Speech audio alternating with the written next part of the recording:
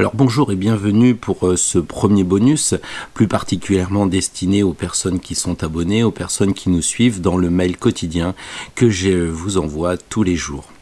Donc c'est un peu une primeur, c'est un peu aussi pour nous une façon de vous remercier de votre fidélité.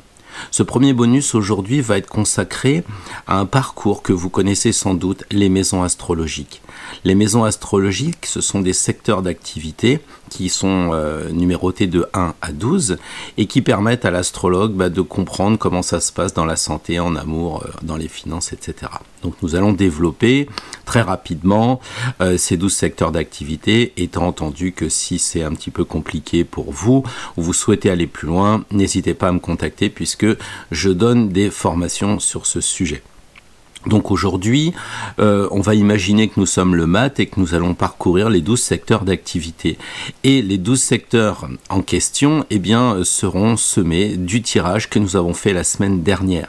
De cette façon, vous allez pouvoir interpréter votre propre tirage dans la semaine dernière et éventuellement la semaine qui vient et toutes les autres semaines comme un parcours. Et vous verrez que c'est étrange comme la signification nous apporte beaucoup. Alors, les maisons, on s'en souvient, la première maison, c'est notre personnalité. La deuxième maison, c'est tout ce qui va toucher notre alimentation, l'argent. De la même façon, toujours en termes assez génériques, la maison 3, ce sont nos petits déplacements, ce sont la façon dont on communique.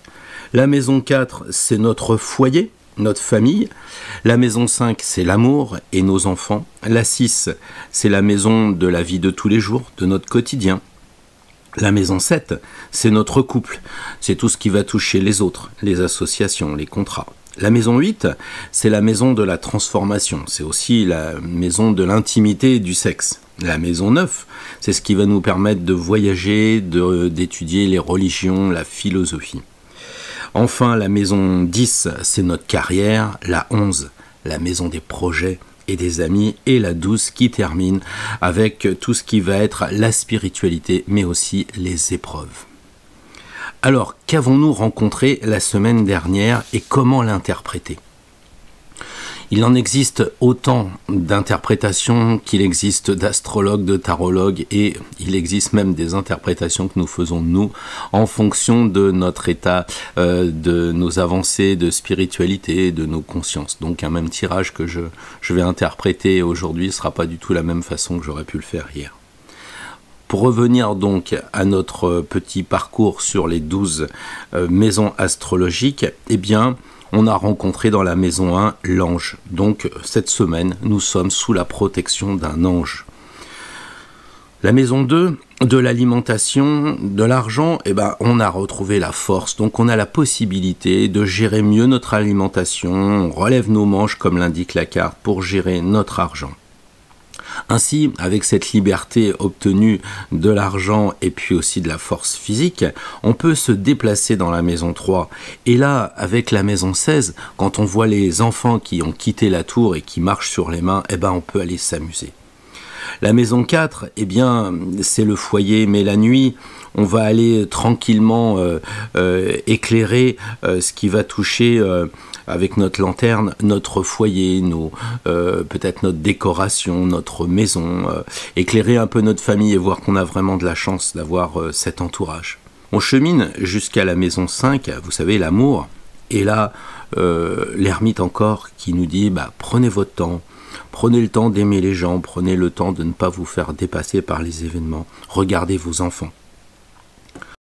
En maison 6, notre quotidien, on a l'arcane numéro 6, et qui est vraiment interpellante, la maison 6 et l'arcane 6. Et l'arcane 6, c'est l'amoureux. Il nous dit que dans la vie de tous les jours, on a le choix. Soit on se laisse emporter par le quotidien, soit on décide de se calmer. C'est nous qui voyons. Dans la maison 7, le couple, on trouve notre arcane numéro 20. Et si vous la regardez, il y a pas mal de personnes. Alors peut-être que dans notre couple, avec les autres, on se sent renaître avec l'arcane 20 parce qu'on est bien entouré. Il y a beaucoup de gens. Dans la maison 8, la maison de la transformation, c'est pas toujours facile d'évoluer, il faut de temps en temps laisser la mue du serpent. Eh ben, on est aidé puisqu'on a la tempérance. On a l'arcane 14 qui va nous permettre d'être aidé avec notre ange gardien et puis peut-être aussi à nous de faire les choses en douceur, de mettre de l'eau dans notre vin. Dans la maison 9, on a l'arcane 10. Alors comment on voit ça? Eh ben, on voit que on peut se déplacer parce que la roue tourne. On va voyager, on va se déplacer, on va aller encore plus loin. La carrière avec la maison 10, eh bien, c'est assez simple et c'est assez difficile, il faut se regarder en face. N'hésitez pas à dire, bon bah j'entame une nouvelle année, est-ce que je suis bien? Est-ce que c'est juste ce que je fais? Et on se regarde en face et s'il le faut, on n'hésitera pas à prendre l'épée pour couper tout ce qui nous empêche d'avancer. Dans la maison 11, les amis et les projets, et peut-être que quelquefois nos projets ils ont été surévalués. Peut-être que nos amis aussi, ils abusent de nous et qu'il est temps d'utiliser l'épée pour couper les liens, pour être encore plus libre. C'est bien le but du chemin, c'est d'avancer, de cheminer tranquillement et sans être sans arrêt retenu par des choses qui nous bloquent.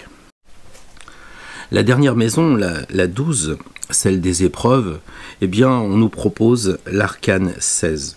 C'est cette maison Dieu qui nous dit, sortez de chez vous, faites comme les enfants, allez vous oxygéner et touchez de l'herbe, puisque c'est ce que font les enfants, ils touchent de l'herbe. Allez donc dans la nature et oxygénez-vous. Voilà le parcours tel que je vous le propose en termes de lecture, s'agissant de notre dernier tirage.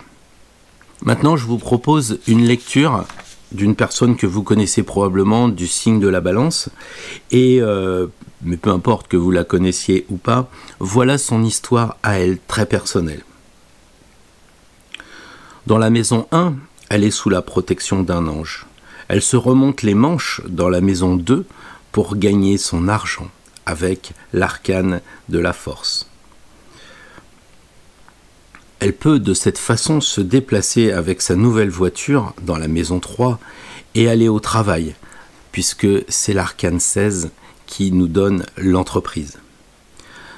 Elle travaille la nuit et c'est peut-être pour ça qu'elle a tiré l'arcane 9, donc le monsieur âgé qui a cette lanterne et qui éclaire la nuit, qui éclaire le petit foyer, le grand foyer dans lequel elle va se retrouver dans la maison 4.